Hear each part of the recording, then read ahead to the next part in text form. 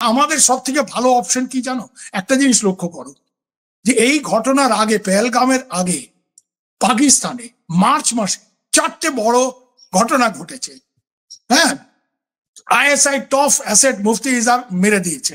কে বা কারা মেরেছে অনেকে মনে করে, পাকিস্তান বলে যে এগুলি করাচ্ছে, করাতেই পারে, তোমরা এখানে করাবে, আমরা কেন চুপ করে বসে। তারপরে জাফরাবাদ এক্সপ্রেস, একটা পুরো ট্রেন হাইজ্যাক হয়ে গেল, সেখানে 200-র উপরে সেনাবাহিনীর লোক মিলিটারি কম্পার্টমেন্টে বালুচরা তাদের মেরে দিল।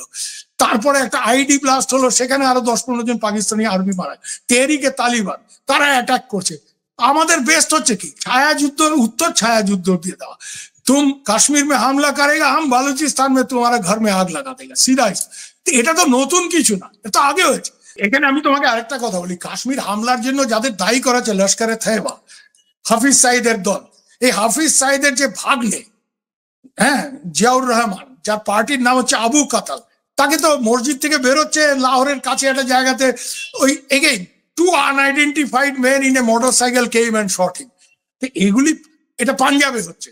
বালুচিস্তানে বিদ্রোহ হচ্ছে, সেখানে বালুচ বিদ্রোহীরা নিজের থেকে অনেক কিছু করতে পারে বা তেহরিক, কিন্তু পাঞ্জাবে তো ওরকম কোনো বিদ্রোহী তৎপরতা, তো ওখানে হঠাৎ করে এই ধরনের টার্গেটেড কিলিং যে হচ্ছে, এখানে টার্গেটেড কিলিং যে হচ্ছে, এটা নিশ্চয়ই এর পেছনে কেউ একটা আছে। এবং এটা আমি তোমাকে একটা কথা শুধু বলি, অজিত ডোভাল, যে ভারতের জাতীয় নিরাপত্তা উপদেষ্টা, 2014 উনি এখানে একটা ডিফেন্স ইউনিভার্সিটি আছে, সশস্ত্র বিশ্ববিদ্যালয়, সেখানে নানি পালকেওয়ালা লেকচার দিদিকে পরিষ্কারই বলেছিলেন, অ্যানাদার বোম্বে, ওই যে 26/11-তে যে মুম্বাই অ্যাটাক, যেটা terrorist attack, another Mumbai, Pakistan should be prepare to lose Balochistan. তারপরে মোদিও তার ইন্ডিপেন্ডেন্স স্পিচে এটা বলেছে। তো এরপরে পাকিস্তান বলে যে বালুচদের যে এত বাড়বাড়ন্ত, যে তারা ট্রেন হাইজ্যাক করে ফেলে। গত 2 দিন ধরে ওরা ন্যাশনাল হাইওয়ে 25, ওই কোয়েটার সাথে যে ওখানে অ্যাকশন করছে, ওখানে বিরাট অ্যাটাক করেছে, তারপরে আইডি ব্লাস্ট করিয়েছে। তো এটা, এই যে ছায়া যুদ্ধ, এটা আমার যে থিসিস, ইনসার্জেন্ট ক্রস ফায়ার, অক্সফোর্ডের থিসিস, আমি এটা বলেছি, এটা প্রথম থেকে এই উপমহাদেশে চলছে। তুমি কাশ্মীরে গন্ডগোল করবে, আমাদের একটা আবেগজনিত ব্যাপার থাকতে হবে, বাংলাদেশ নেই। ইন্দিরা গান্ধী বাংলাদেশে তো বাঙালিদের প্রেমে পড়ে যাননি, শি ওয়েন্ট পাকিস্তান কো সবক শিখা। তারপরে দেখো, তারপরে এই যে ওরা কাশ্মীর বা পাঞ্জাবে করে, সিন্ধে যে MQM, আমি নিজে অক্সফোর্ডে থাকতে আমি কি আলতাফ হোসেনকে ইন্টারভিউ করেছি, সাসেক্সে থাকতো, তো বলে কি হিন্দুস্তান हमको सपोर्ट देगा, हम पाकिस्तान में हल्ला मचा देंगे। তো এই যে পাল্টা ছায়া যুদ্ধ, যে চাইনিজরা নর্থ ইস্টে গন্ডগোল করবে, আমি টিবেটে গন্ডগোল করাবো, বাংলাদেশ নর্থ ইস্টের গেরিলাদেরকে হেল্প করবে, তো আমি শান্তি বাহিনীকে হেল্প করবো, CST। This thing has been going on.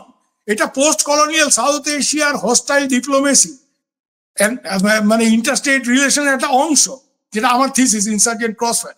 তো এই ইনসার্জেন্ট ক্রসফায়ারের সেকেন্ড স্টেজ আমার মনে হয় শুরু হয়েছে এই কারণে বলছে, तुम कश्मीर में हंगामा करोगे तो हम बलूचिस्तान में आग लगाएंगे, हम খাইবার পাখতুনওয়া में आग लगा देंगे। এই পাকিস্তানের যেটা সমস্যা, যে তেহরিকে তালিবান তো ওদের তৈরি করা, এখন তেহরিকে তালিবান ওদের বিরুদ্ধে চলে গেছে, ইভেন আফগান তালিবান ওদের বিরুদ্ধে চলে গেছে ডুরান্ড লাইন নিয়ে। যে একটা হই যুদ্ধ করলে পাকিস্তান কি করবে ভাই? পাকিস্তানে তো সেনাবাহিনী রাতারাতি 2 লক্ষ বাড়াতে পারবে না।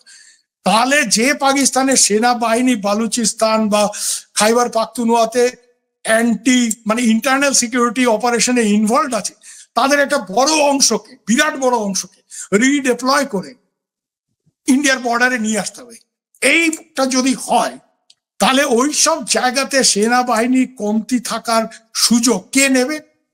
বালুচরা, বালুচ লিবারেশন আর্মি নেবে, তেহরিকে তালিবান নেবে, এরা নেবে।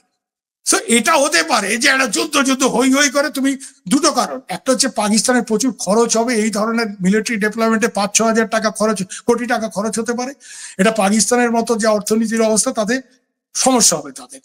আজকে কমান্ডো রেড, স্পেশাল ফোর্সেস দিয়ে, প্যারা কমান্ডো দিয়ে, দের এক্সপেক্টিং ইট। তো এটা করতে গেলে, তুমি এই স্ট্রাইক করতে গিয়ে दुश्मन को घर में घुस के मारेंगे, उसमें तुम्हारा ज्यादा आदमी मर गया, তোমার নিজের লোক যদি বেশি শহীদ হয়, it will not serve the purpose. 2 নম্বর হচ্ছে, এই ধরনের ওয়ান অফ স্ট্রাইক করে তুমি কি পাকিস্তান আর্মিকে তাদের রাস্তা থেকে সরাতে পারবে? তারা এরপরে এই জিহাদিদের ব্যবহার করবে।